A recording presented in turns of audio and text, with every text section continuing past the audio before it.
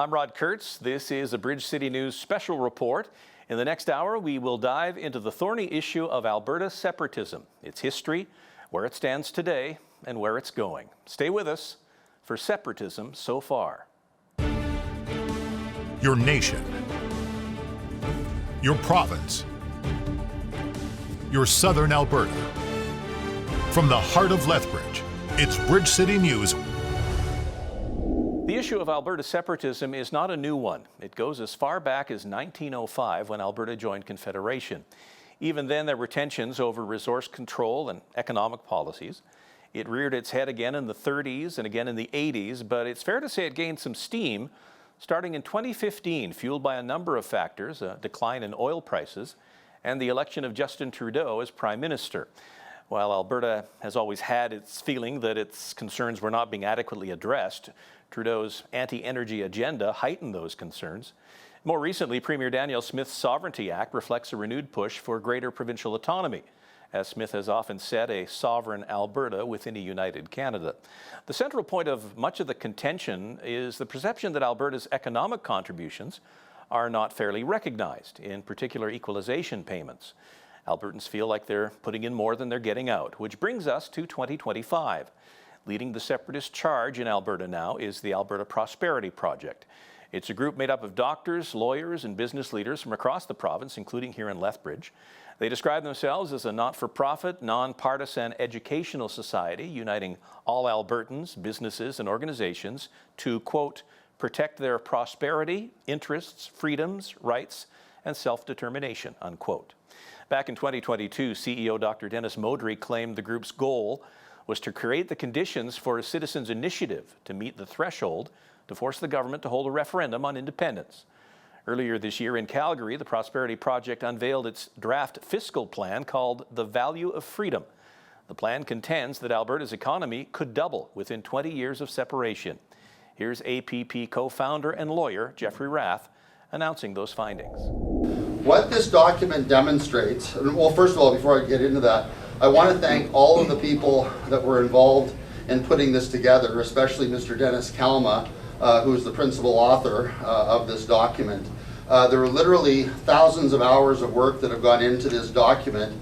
It's been reviewed by economists, it's been reviewed by bankers, it's been reviewed by actuaries, accountants, and many, many others, including Dr. Modry, Mitch Sylvester, LeVar Payne, members of the Alberta Prosperity Project team, as well as other volunteers all the way across the province that have provided their input into what we think is a truly outstanding document that presents an incredible picture for a free and independent Alberta and the fiscal prosperity that Albertans will enjoy the day that they declare independence from Canada and stop sending $70 billion a year in taxes, CPP, and UI to Ottawa, to have only a fraction of that money trickle back to us in so-called federal transfers. What this document demonstrates is that after fully costing all federal services that will now be provided by the independent country of Alberta, including 3% of GDP for an Alberta military, tripling the spend on Indigenous people in this province to lift them out of the abject poverty that the government of Canada has kept them in for over 150 years. Following that, Alberta will be left with and fully paying for all of our present health care, improving our health care, creating the fiscal capacity to cut pension contributions in half while doubling pension payments to pensioners in Alberta. Alberta will be left with a fiscal surplus of between $23.6 billion and $45.5 billion a year after fully paying for all of the things that Ottawa currently pays for in Alberta, including an Alberta military, and tripling the spend on Indigenous people in the province of Alberta. What this demonstrates is that within year one of Alberta independence, the taxes for Albertans overall can be slashed between 33 to 55%, and with the fiscal capacity created by an independent Alberta, and freeing ourselves from federal regulations and federal taxation, that Alberta can literally become the most prosperous country in the world with the highest GDP per capita of any country in the world. So what this document demonstrates, and I want to go a little bit legal here as a lawyer and advise the world of what the, or advise our politicians in Alberta what the standard of care is for a fiduciary. The standard of care for a fiduciary under Canadian law is that of a reasonably prudent person of business managing their own affairs. Now, my challenge to every elected MLA, cabinet minister, and our premier is that when you finish reading this document and understand how much better off Albertans are going to be post-independence, how can you not be violating your fiduciary obligations to the citizens of Alberta by not pursuing Alberta independence on the basis of the model set out in the fiscal plan for an independent Alberta?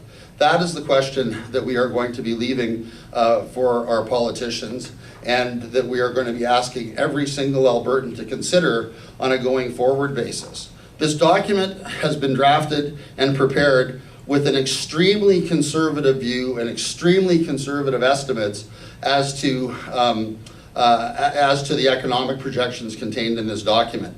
We do not take into account the massive economic growth within the body of this document, the massive economic growth that will follow Alberta independence the minute Alberta declares itself independent. Normal businesses that don't thrive on government subsidies by building giant carbon-sucking machines, normal businesses thrive in a low-tax, low-regulatory environment. This document sets out the framework for one of the lowest taxed, lowest regulated business environments in North America. Business will flock to Alberta, and that business will make the projections in this document seem completely out of date in terms of how low these projections are and how much we've underestimated the fiscal capacity of a future Alberta. Even the projections for future growth contained in this document are extremely conservative. We are looking at a doubling of the size of the Alberta economy within a 20-year period. The reality of it is, with the doubling of oil and gas production in Alberta within 3 to 5 years, which we think is achievable in an independent Alberta, free of all of the overregulation and interference with Ottawa in the industry of Alberta, we see that Alberta's GDP could double within 5 years, not 10 years, not 20 years. And again, it is our view as an organization, that's the Alberta Prosperity Project, chaired by Dr. Dennis Modry that's here, and our CEO, Mitch Sylvester, that to not follow the program set out in this document is a complete abdication of responsibility and a complete violation of the fiduciary obligations of our elected leaders in Alberta for not pursuing these options and finally get us out of the toxic mess that is our relationship with the federal government of Canada. If we go independent, do we still use Canadian currency?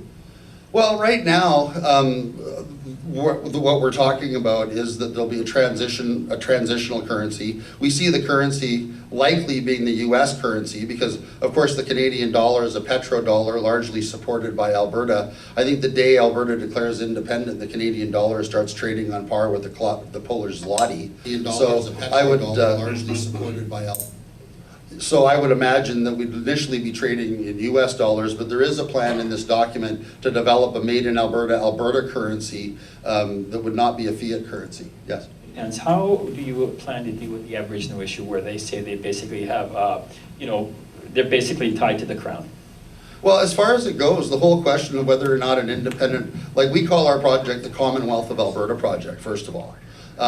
Second of all, the issue of whether or not we simply promote the Lieutenant Governor to Governor General at the end of the day is an open question for a constitutional conference that's going to follow, and the Indigenous people of Alberta will be participating in that conference. The fiscal plan that we've laid out demonstrates that the fiscal strength of Alberta will allow the amount of money going to Aboriginal communities and Indigenous communities in Alberta to be tripled to close to $5 billion a year, which we think, along with other proposals, will have the chiefs sort of wake up to the idea that Alberta independence is a real opportunity for them. I mean, my question for Indigenous people in Alberta is, why do they want to keep spending $15 billion a year to Quebec as opposed to keeping that money in Alberta to the benefit of all Albertans and Indigenous communities in particular. So, that's the issue that we're taking forward. Obviously, under the Clarity Act, there will be negotiations and constitutional discussions that honor and respect the Indigenous nations of Alberta. The entire program that we are putting forward, and this is actually right in the notes to reader of our document, states expressly that it's important to note that the section dealing with the plan for Alberta's Indigenous nations is drafted with the utmost respect for the sovereign Indigenous people of Alberta.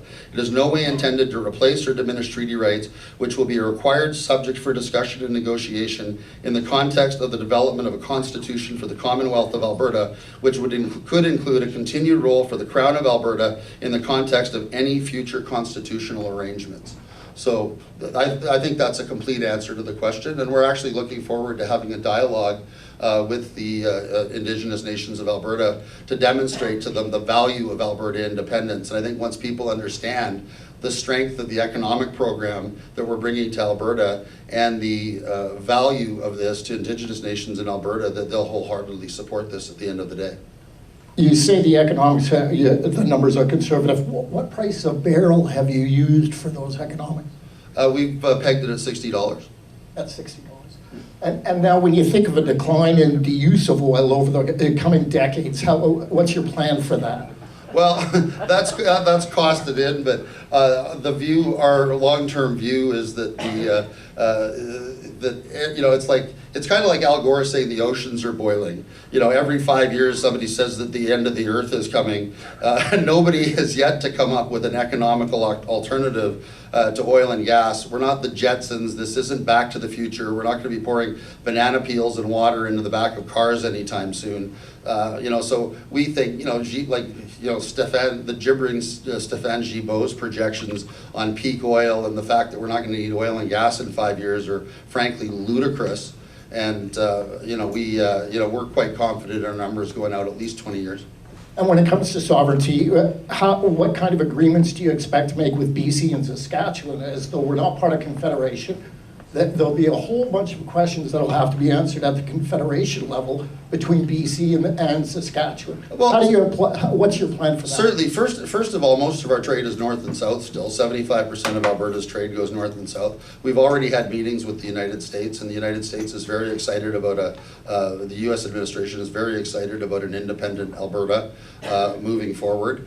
We foresee a free trade agreement, which would be more like a common market agreement with the United States, with an open border, complete free trade on both sides of the U.S.-Alberta border, etc. And we would look forward to the same type of relationship with British Columbia and Saskatchewan. Let's face it. I mean, we're interconnected by railways. We're connected by history. There's no reason that our trade, with British Columbia and Saskatchewan would in any way cease or be impaired by in an independent Alberta. But they get their cut right now from the federal government, so pipelines crossing their land. They're cut in what sense, sir? I mean, they're both half provinces and they're net contributors to Confederation. So they're not parasitic entities like the government of Quebec that's siphoning $15 billion a year out of Alberta. They're as hard done by Confederation and the present setup of Confederation as Alberta is. So those are the Prosperity Project's numbers. Alberta's Chief Electoral Officer, Gordon McClure, has approved a petition being put forward by the Alberta Forever Canada Citizens Initiative. That petition was submitted by former Progressive Conservative Deputy Premier Thomas Lukaszuk and asks, do you agree that Alberta should remain in Canada? Lukaszuk's group is now out gathering signatures. Meantime, McClure sent the Prosperity Project's petition question to court. That question reads, do you agree that the province of Alberta shall become a sovereign country and cease to be a province in Canada? McClure wants the Court of King's Bench to rule on the question's constitutionality. Jeffrey Rath has called that nothing more than a delaying tactic. Well, coming up, we look at the separatist sentiment that's brewing in Alberta. What do the numbers say? We'll speak with Mark Milke from the Aristotle Foundation on Public Policy when we come back.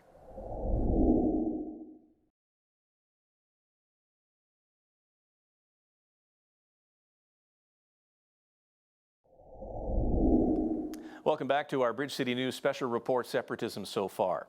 In the past year, when talk of separation and a possible referendum resurfaced, there were those who said it's just a small group of malcontents airing their outdated concerns and that they should be ignored. But research from the Calgary-based Aristotle Foundation for Public Policy shows that underestimating Western frustrations would be a mistake. In fact, support for separation in Alberta exceeds current separation or support for separation in Quebec.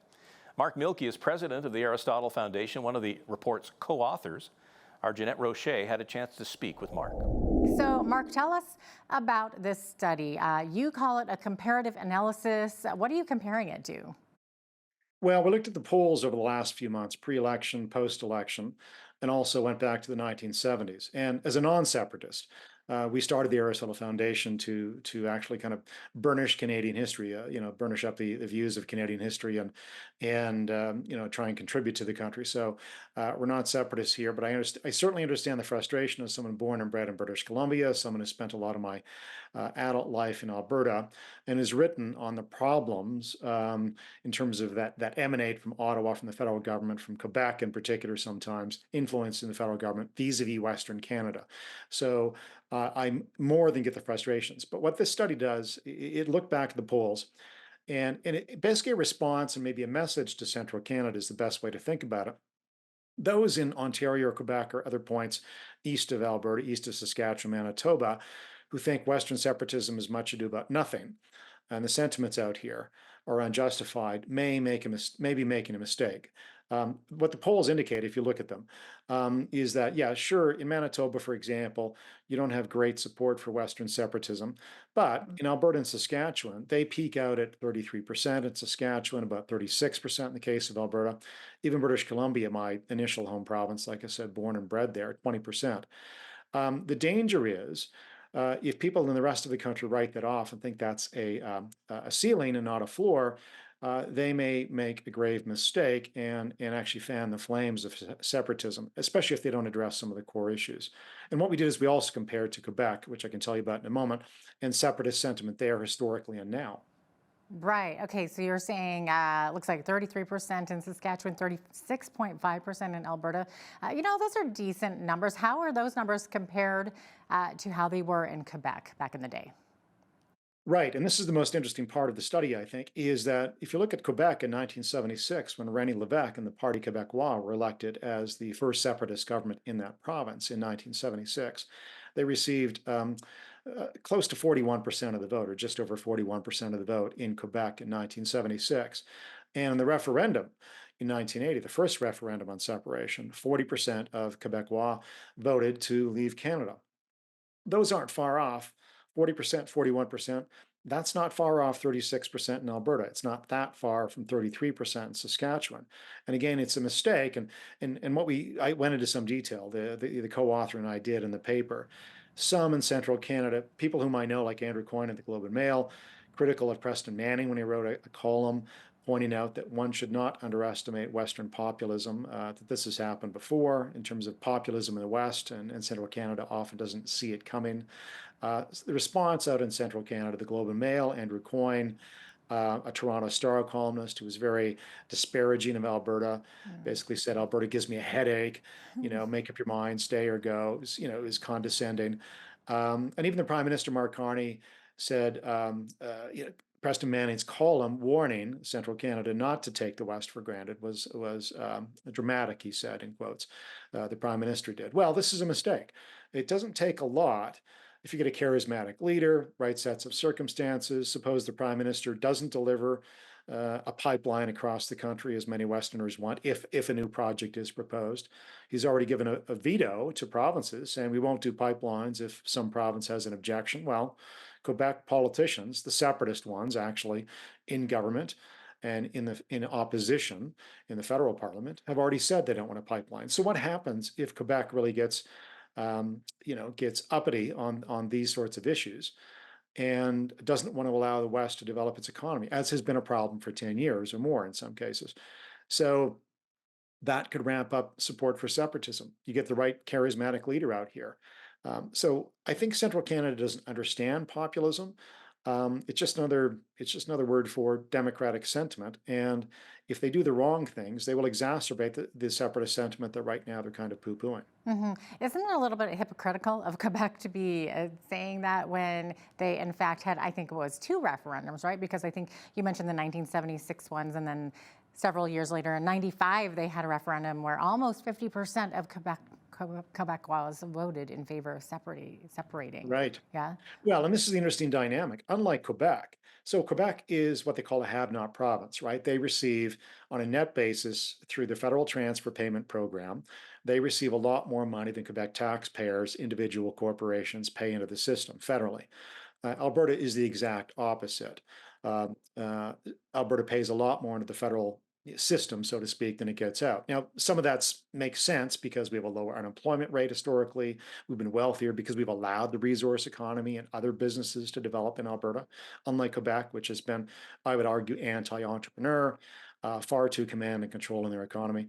So Quebec is a have-not province, in part because of their own policy choices. They have natural gas, which they don't allow to develop in Quebec. Now, if you're in Quebec, and a referendum on separation comes up, like it did in 1980, and you referenced the 1995 one, which is close, you have to think about who's going to pay your bills if you, as Quebec, leave. In Alberta, it's a different calculation, which is also why we think it's a mistake for the rest of the country to underestimate separatist sentiment in Alberta or elsewhere in the West, but especially in Alberta, perhaps. What if you're sitting in Alberta and you're on the fence about the separation question, and you think, well, we're wealthy, unlike Quebec. Perhaps we could make it on our own and do even better. That's the calculation some voters will make if there's a separatist referendum in Alberta.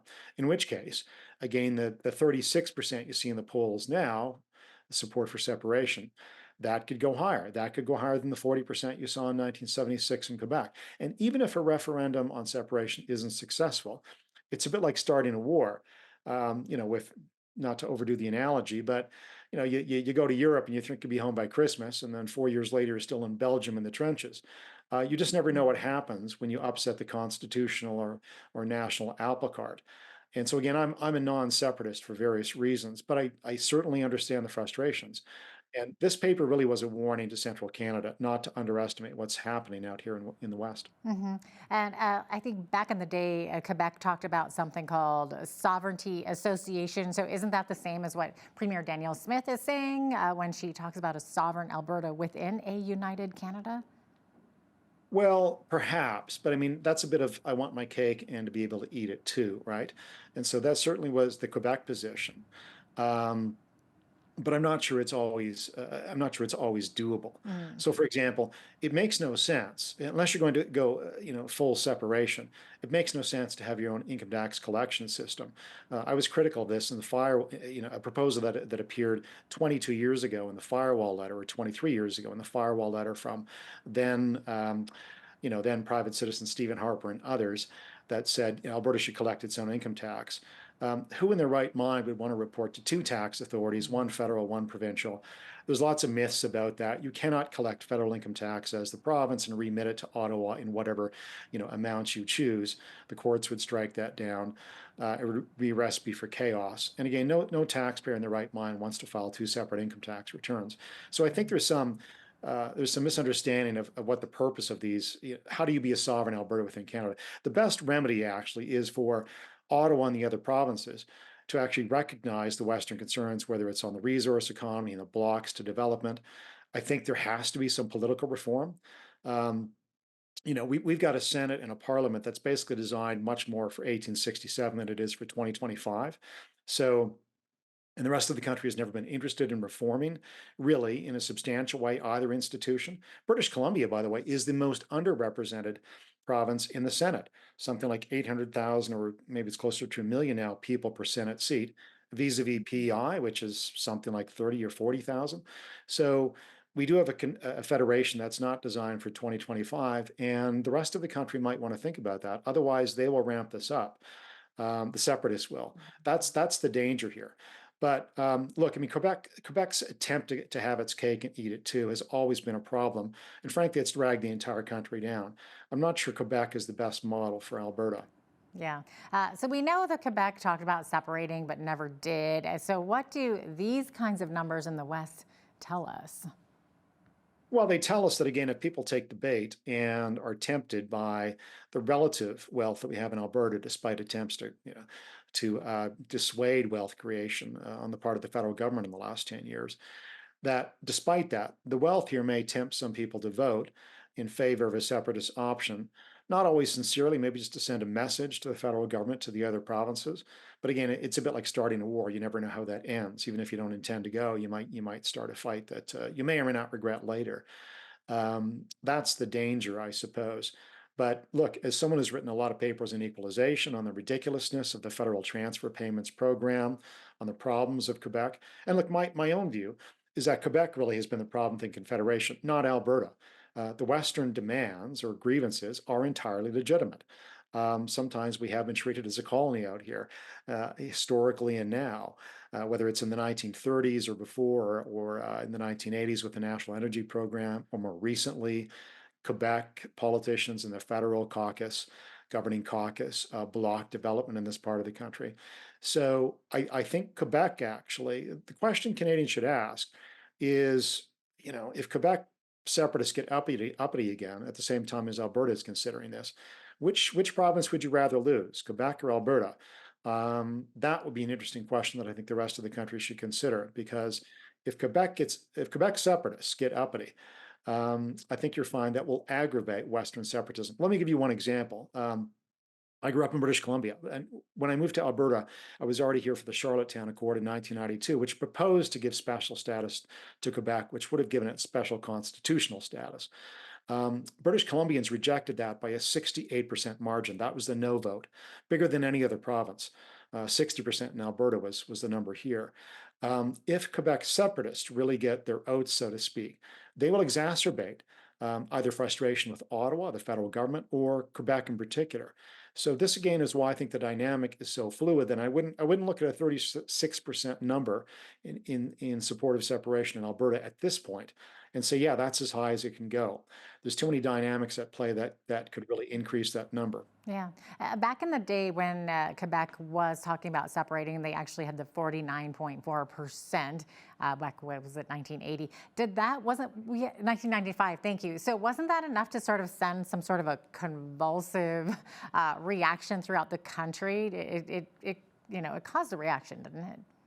Well, it did. I mean, look, I think the federal government under Pierre Trudeau and others, and Brian Mulroney as well in the 1980s, was already catering to Quebec, which was part of the problem, right? Quebec had an historic grievance, and actually one of the best minds on this was Pierre Trudeau. He was wrong on just about every issue in his career, on economics, on foreign policy, but he was very much anti-Quebec separatism, and he really despised Quebec separatists because he saw them as small-minded, narrow-minded, ethnocentric, and he was right on all of that. And he saw them as infringing upon civil liberties, which is exactly what Quebec separatists did whenever they gained power, right? I mean, we have two official languages in this country, and what does Quebec do? In 1976 and since, they discriminate against the English minority. They're anti-ethnic, as Jacques Parizeau famously enunciated in the 1995 referendum, blaming ethnics for the loss of the vote in 1995 by a hair. So I don't think Quebec is a great model. And Pierre Trudeau understood the dangers of this ethno-nationalism that came from Quebec. So sure, they pushed the envelope, but what did it do? It made Quebec poorer. It dragged the rest of the country into constitutional negotiations forever. And frankly, Quebec never really had a real grievance.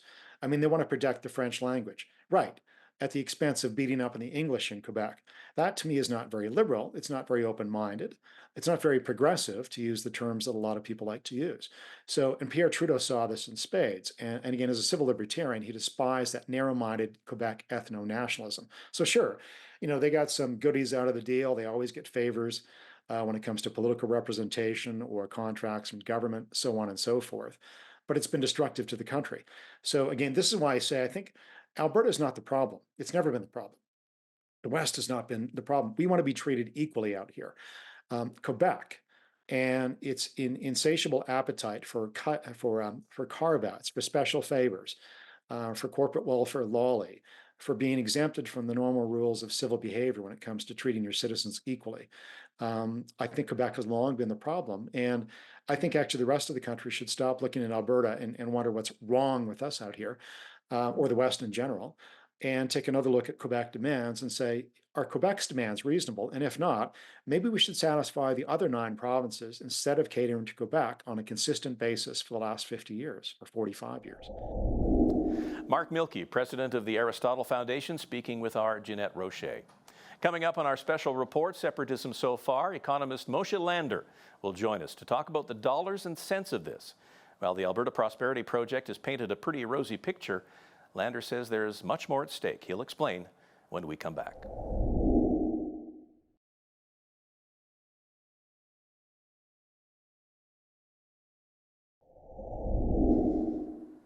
Welcome back to our Bridge City News special report, Separatism So Far. Walk into any cafe or coffee shop in Alberta and you'll likely hear a conversation about separatism. It's on everyone's mind. For most regular folk, the discussion centers on the dollars and cents of it. The Value of Freedom report from the Alberta Prosperity Project contends that an independent Alberta would be flush with cash. But economist Moshe Lander from Concordia University says you need to dig a little deeper. Moshe, thanks for joining us. Hello. I'm assuming you've looked over the APP's Value of Freedom report. What are some of your takeaways?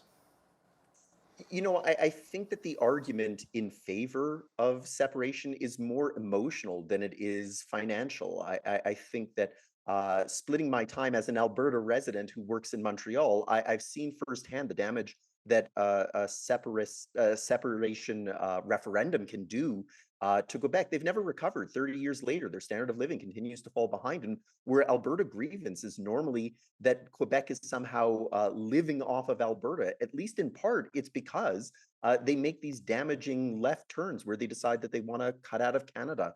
But I do understand that, you know, there's issues and there's issues with the federal government and the provincial government and the way that the balance of power is separated. But I think if you look deeper at the financial aspect, for anybody who thinks that Alberta is going to walk away from Canada and all of a sudden have an even better economy, I think they're sadly mistaken. I know you said that you think Danielle Smith hasn't done a good enough job making the case to the rest of the country. Likely worth pointing out, Smith's not the first frustrated Alberta premier, but some are asking, in light of how long this has been going on, and of course we hear about the so-called elites out in the east, some are thinking, why not use the same leverage Quebec used to get a better deal? Or did Quebec not get a better deal? Yeah, I don't think that Quebec has necessarily gotten a better deal. I know that people are going to say, well, they have their own pension plan and they get exemptions from certain tax systems that exist within the rest of Canada, and the equalization payment is seen as fundamentally unfair. But I think one way to maybe view this is that it's a sign of Alberta's prosperity that we are net contributors to these things. And so if Quebec is living off of Canada, it's probably because they're not as successful as Alberta. I think that the other thing to keep in mind too is you're right. Other premiers in this province have had a difficult time with Ottawa, but I don't think that any of them have been willing to let the genie out of the bottle that the separatist talk has reached the level that it has now. Let's not forget too that our premier does have a degree in economics, and she probably knows privately that it's not a good deal for Alberta to walk away. And so instead of trying to shut it down, or instead of trying to make a case that, look, we might not be getting the fairest deal from Ottawa, but this is not the solution. Instead, she's allowing it to fester. And as it builds, it does start to harm the investment climate in this province. And we've seen our previous premier go in front of an open mic and say, this has got to stop. It's not good. Now, granted, he is employed by ATCO and he might have a little bit of a bias there. But the fact that he's willing to say, hey, this is not good for the business climate in this province, I think he happens to be dead on. So let's talk a little more about that. You say the cons outweigh the pros. Maybe give us some of the cons of the argument. Well, let's remember that if Alberta pulls away from Canada, then it is now on its own. So those soft provincial borders become hard international borders, and you're now a landlocked country. So if you think that you're having a difficult time getting pipelines built to water, how do you think that's going to work when you now have to cross an international border?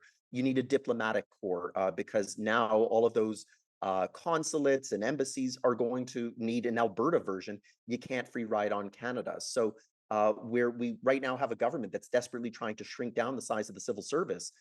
In fact, you're going to expand it. You're going to need to have your own currency, because if you want to use the Canadian dollar, you're more than welcome to. But do you think the Bank of Canada is going to consider Alberta's ups and downs in its decision on interest rates? In fact, it could actually work against Alberta by having to use the Canadian dollar then, because the movement of the Bank of Canada is actually going to be counter to the nature of Alberta's economy. Beyond that, you're going to need your own provincial police force. And I know we've talked about that idea. You're going to have to pull out of the pension plan. We've talked about that idea. But you're also going to have to take over the provincial parks, the rail lines, and all of those things that are at least partly subsidized by the federal government. You will now be the federal government. And so I don't exactly see how that's a positive. And then take a look at the business climate, where businesses are going to up and run because of the uncertainty. And so WestJet, for example, which is based out of Calgary, is probably going to jump over to Kelowna or to Saskatoon rather than hang around. And it's something that we've seen the data play out in Quebec, where a lot of companies raced out of there, and a lot of English-speaking businesses never returned because of the uncertainty climate. You said earlier there's a lot of emotion attached to this. I'd certainly agree with that. I think it's safe to say, though, whether it's true or not, certainly the emotions that are attached to Justin Trudeau and his time as the Prime Minister, it appeared, or I think Albertans felt, that he had very little use for the province. After a few months under Mark Carney, where does the relationship stand now, do you think? Tentative. How about we call it that? I think that there's a chance to reset, and we've heard positive noises both out of Edmonton and out of Ottawa that hopefully something can move its way forward. But we've also seen that where there have been attempts, for example, by Alberta, Saskatchewan, Ontario to agree to infrastructure projects that would benefit them, Manitoba is standing there saying, I think we're pretty good with where we are. And so that's not an Ottawa problem. That's an interprovincial problem. And so when we've seen our premier try and lone wolf it, or we've seen her try and air her grievances, I think that that's maybe highlighting that the issue is not Ottawa. The issue is that the rest of Canada maybe doesn't have the same economic base as Alberta. And so instead of explaining to the rest of Canada why we're so essential, or why these projects are essential and how it benefits everybody, I think that we just continue to point at Ottawa as if somehow it's the rulers that are located there. And you did say, for example, the Eastern elites. But let's remember that Parliament is made up of people from across this country, not just from one side of the country. And the decisions that they're making reflect all of their constituents, not just the people in Ontario or Quebec. The numbers would indicate there is a growing, I think we could call it, empathy for Alberta. There was a Leger poll that came out in May over, I think, 1,500 Canadians, and it showed that about 55% of Canadians say they understand Alberta's desire for independence. The online poll, so no margin of error on that. But what do you think of those kinds of numbers? 55% of people saying, yeah, we get it, we understand. Would you say those same people likely are saying you shouldn't leave, though? Oh, absolutely. And I think that's the problem that I have with the idea of a referendum, is that whatever the question that's ultimately approved, it's not really going to show what are the true costs or benefits, for that matter, of a separation. And so when you're just asking a simple question, it's very easy to say yes or no because you're not being presented with the consequences. And so I think it's the same thing that when Canadians are asked, how do you feel about Alberta? They're going to say, well, we understand where they're coming from. But would you be willing to risk climate change, more extreme weather events, in the event that Alberta is successful in being able to extract more oil, more carbon emissions? Maybe all of a sudden people start changing their mind. But that's the nature then of these polling numbers, is that we have to be careful that people can be sympathetic, but are you prepared to put your money where your mouth is, or are you prepared to actually act on those things? That's something very different. And we're going to see that play out here in this province when we go through the referendum, that when you're just asking a question that, would you like to see Alberta have a little more autonomy? Well, sure, why not? But if you ask, would you like to have more autonomy, and all of these costs that come with it, I bet you a lot of people start saying, well, maybe not, or maybe there's a better solution, or what are the alternatives? I know there was some research that came out from the Aristotle Foundation based in Calgary, and they were talking about how we're kind of reaching Quebec-level sentiment in terms of separation. Is that something that should be taken seriously, or is that just the emotions of the moment, do you think?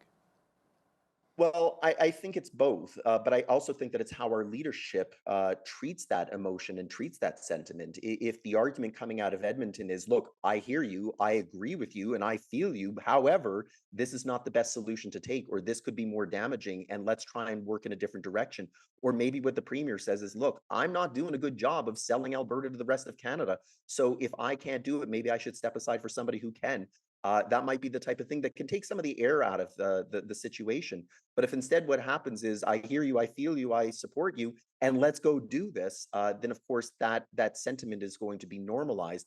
And then that's just going to become something that's more mainstream, where maybe it's been a little more fringe in the past than we're seeing now.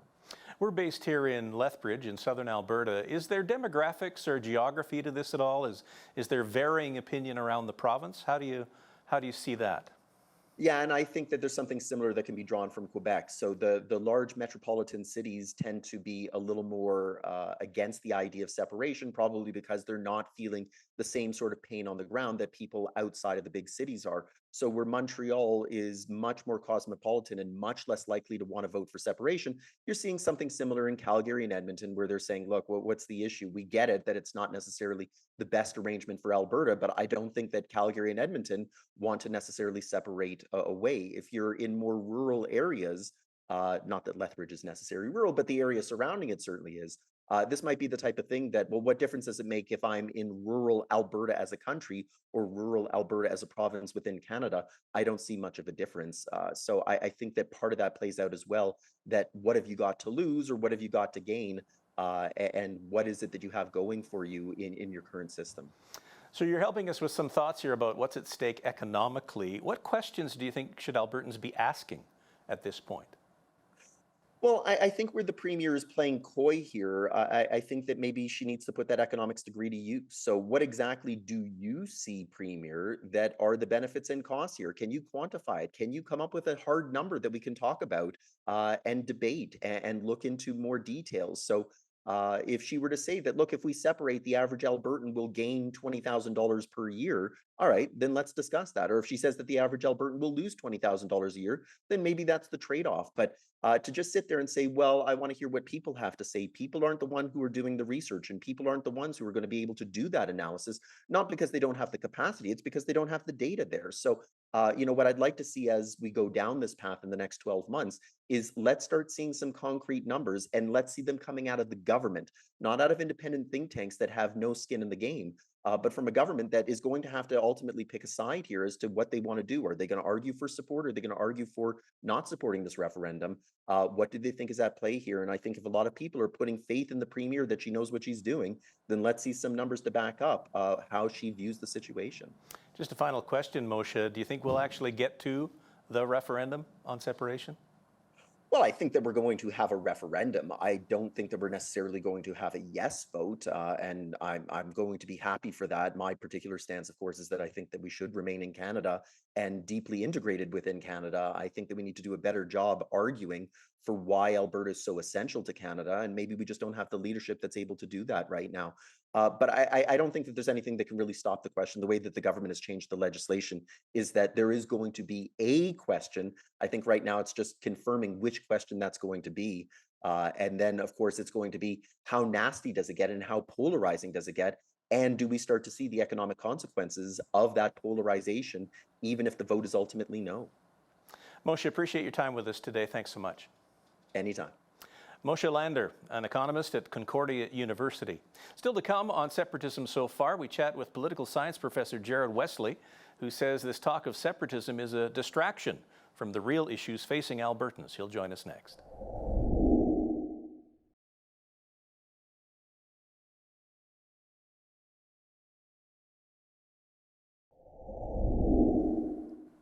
Welcome back to our Bridge City News special report, Separatism So Far. We've heard voices in favor of separation, those against, and of course some correlation with what we saw with separatism in Quebec in the 80s and 90s. But now the question is, what's next? What might we see in the coming months, and how likely is it that Albertans will vote in a separation referendum? To answer some of those questions, I'm joined now by Jared Wesley. He's a political science professor from the University of Alberta. Jared, thanks for joining us. Good to be here. So you've been watching this play out. Thomas Lukaszuk with his petition, the Alberta Prosperity Project with their petition, people for, people against. Just based on what you're seeing, how convinced are you that Albertans will have a referendum on this?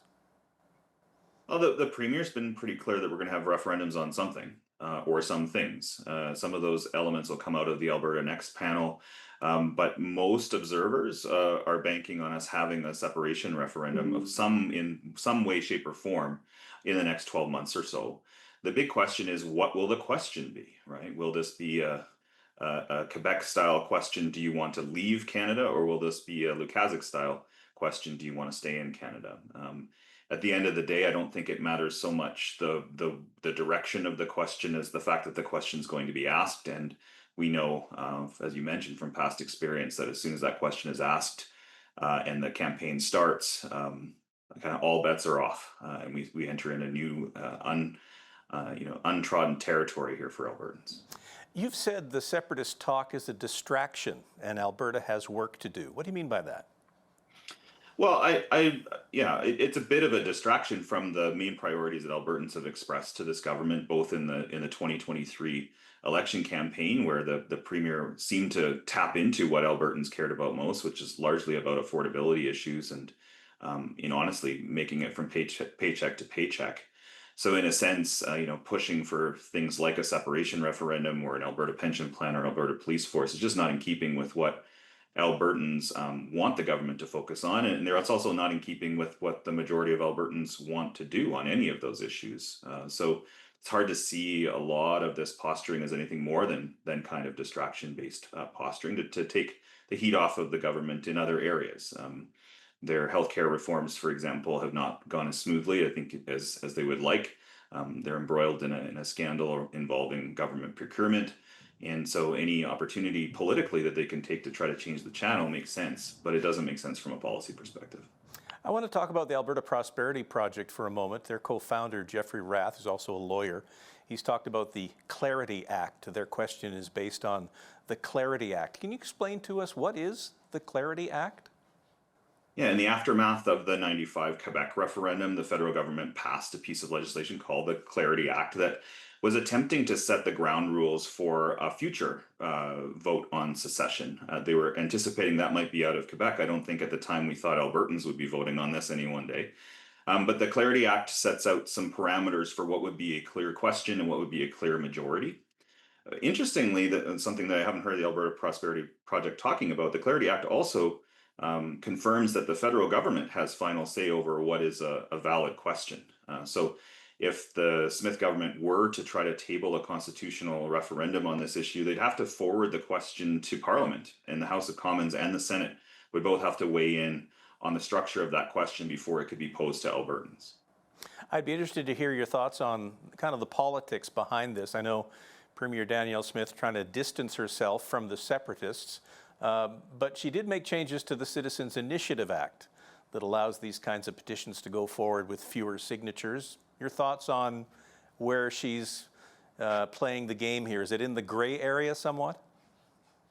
I think the Premier is responding to some concerns from members of her base who found the Recall and Initiative Act very difficult to navigate previously. So you may recall that there was an attempt to recall the Calgary mayor, and that particular effort floundered largely because of the inability to collect enough signatures within a specific period of time.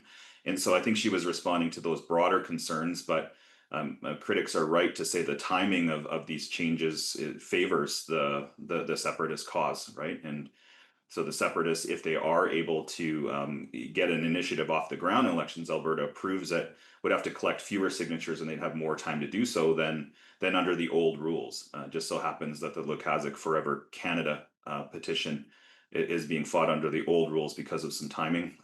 But that's the situation. Most observers would agree the Premier's made it easier, not harder, to hold a referendum on separatism.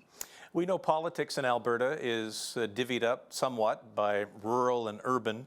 Do we see that role here? Does geography play a role in this at all in terms of opinions in the big cities as opposed to the opinion on separation in urban areas? Well, let's be clear, separation itself is unpopular across the province, right? I mean, You see some polls that suggest it's as high as 30%, and certainly in rural areas it would be higher than in urban areas. But most Albertans, A, don't feel like this is a priority issue that we need to be focusing on right now, and B, if they have given some thought to it, are pretty firm in wanting to remain in Canada.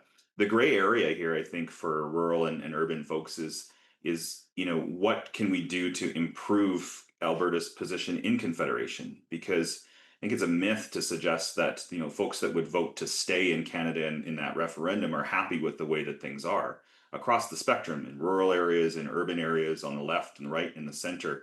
Our polling clearly shows that Albertans are uncomfortable with the way that the province is being treated in Confederation, and they're not happy with the options that are being tabled by politicians to try to solve that. So does it really then come down to somewhat a sovereign Alberta in a united Canada?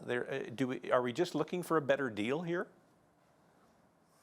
Yeah, I think it's also a bit of a misstep to think that policy is going to solve a lot of these issues, right? I mean, there are some things that we can tinker around with in fiscal federalism and federal transfers that would provide Alberta with a bit of a better cushion when they fall upon hard times, when oil prices are down and so on.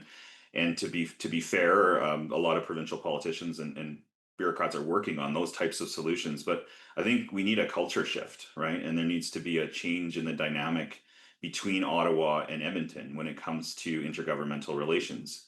In that sense, I'm a little bit encouraged by Premier Smith's approach to Prime Minister Carney and vice versa. They seem to have a less adversarial relationship than was present when Justin Trudeau was in office. But this is a tone shift. This is a culture shift. It's not about policy. You mentioned the Alberta Next panel, the Premier and the members of the panel touring the province and talking to Albertans. How important is it for Albertans to be involved in that discussion, and what questions should we be asking? To be frank, I'm not sure there's any new questions being asked that Albertans haven't already answered as part of the Fair Deal panel that Premier Kenney struck a few years ago. There's been all kinds of public and academic polling on these issues, and the government itself has run surveys that show that only about 1 in 5 Albertans are in support of things like an Alberta pension plan or an Alberta police force.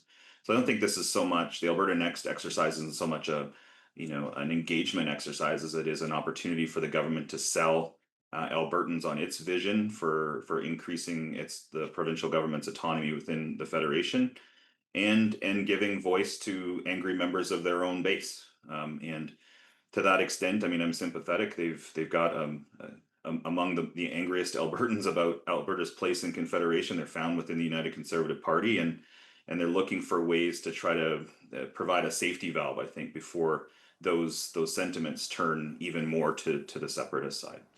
In terms of gathering names on petitions, it looks like the Lukaszuk group is out front right now. We know we can't have 2 referendums at the same time. How do you expect this to play out? Yeah, we know we can't have 2 referendums at the same time. My reading of the law is we can't have 2 petitions at the same time. So it'll be interesting to see what happens when the court case involving the Alberta Prosperity Project Separatism initiative makes its way through, whether we can actually have 2 petitions circulating for signatures.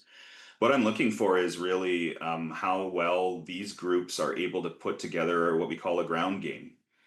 Collecting 170 some odd thousand signatures, which is what the separatists need to do, or the 290,000 that the Lukaszuk group has to do, that's no small feat in a short period of time.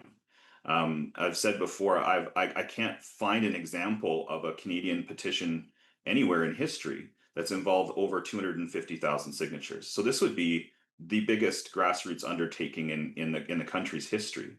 And those folks that want to see Alberta remain in Canada had better put their boots where their thoughts are and actually get out there and start collecting signatures. It's not an easy process either. Everybody that's collecting signatures needs to be accredited by Elections Alberta, so there's a process for training and so on that needs to happen. So it's going to be a busy 3 months for the Lukaszuk group, and if the Alberta Prosperity Project gets endorsed, then they'll be trying to do the same thing in a little bit more time and a little bit fewer signatures. Is there anything we can learn from referendum in Quebec? Is there anything that we can learn from that and where this might lead? I think there's a limit to what we can learn from the Quebec experience. The Quebec referendum was a lot about culture and not a lot about the economy. This is quite the opposite. The separatists seem to be making a big case for the economic benefits of separation, which I think is a harder argument to make than the Quebec argument around culture.